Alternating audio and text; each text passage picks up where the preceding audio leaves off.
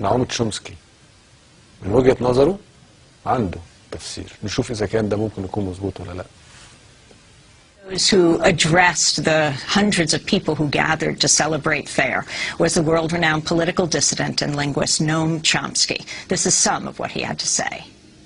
The U.S. and its allies will do anything they can to prevent authentic democracy in the Arab world. The reason is very simple. Across the region, an overwhelming majority of the population regards the United States as the main threat to their interests. In fact, opposition to U.S. policy is so high that a considerable majority think the region would be more secure if Iran had nuclear weapons. In Egypt, the most important country, that's 80%.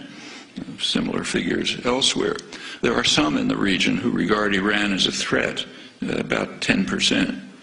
Well, plainly the U.S. and its allies are not going to want governments which are responsive to the will of the people.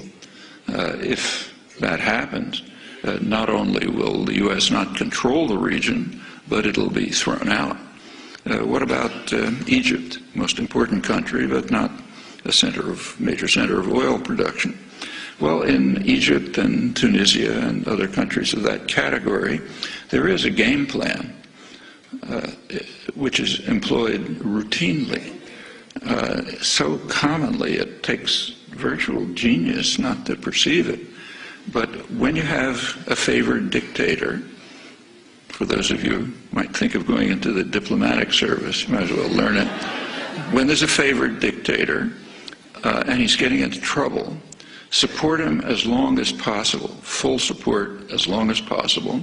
When it becomes impossible to support him, like say maybe the army turns against him, business class turns against him, then send him off somewhere, issue ringing declarations about your love of democracy, and then try to restore the old regime, maybe with new names. And that's done over and over again. It doesn't always work, but it's always tried. Somoza, Nicaragua, Shah in Iran, Marcos in the Philippines, Duvalier in Haiti, Chun in South Korea, Mobutu in the Congo, Ceausescu was one of Western favorites in Romania, Suharto in Indonesia. It's completely routine, and that's exactly what's going on in Egypt.